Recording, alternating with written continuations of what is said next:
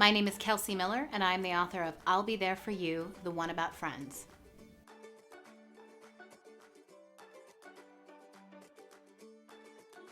I was 10 years old when the show debuted, and I have a vague memory of watching the pilot with my babysitter back then, but I don't think that I really appreciated it for, as a comedic property back then. I think I was enjoying that it was something that I could watch with an older person and we could both get into. Although I've spoken with a lot of people over the years who watched it as much smaller children and really picked up on it. And I think it's just that there's something about maybe physical comedy that's involved in the show that really pulls people in.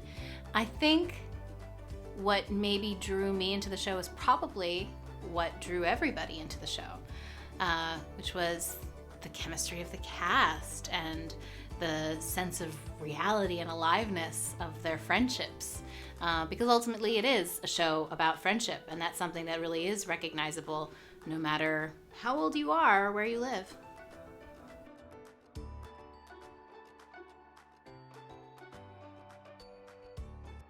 In researching this book, my main process was gathering a bunch of newspaper and magazine archives digitally and closing the door to my office and just hunkering down, basically. And then basically reaching out to people to have a lot of conversations about their own relationship to the show, whether they were people who worked sort of on or around it, or journalists who covered it when it first aired, but also people who are cultural commentators, or perhaps people from different walks of life, different countries, different backgrounds than my own, to really flesh out the story, not just of the show, but of the phenomenon of the show.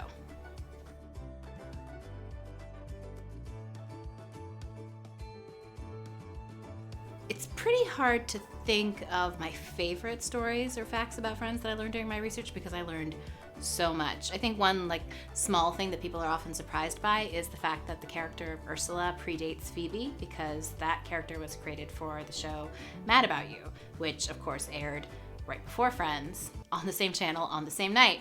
And they did this really genius thing when they cast Lisa Kudrow on Friends, where the producers of Friends went to the producers of Mad About You and very kindly asked if they could just maybe make Ursula a twin, so that it would somehow be a little less weird to have the same actress on two back-to-back shows. Also, both shows that took place in downtown Manhattan at the exact same time. I think that's really fascinating. I think it's something that probably would not happen today for many reasons.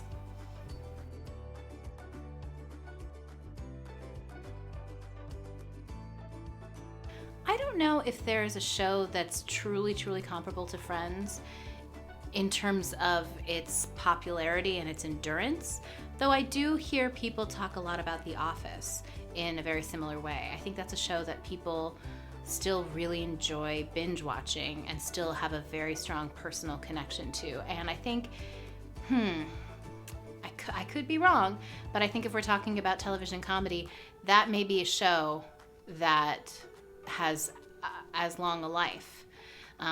It's a show that also doesn't necessarily need to be watched in a certain period of time. And it's also a show that has a really strong heart at the center. And I think that is a very strong factor in making a show have a long shelf life.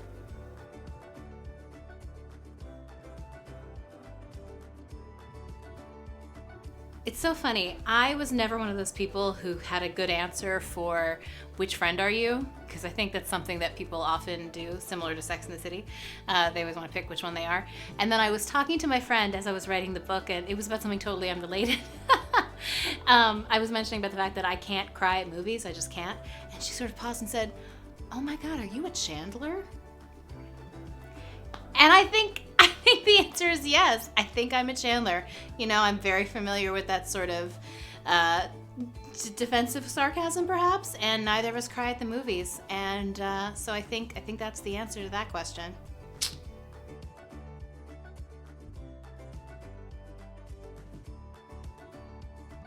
I'm currently working on my next book, which is called Hysteria.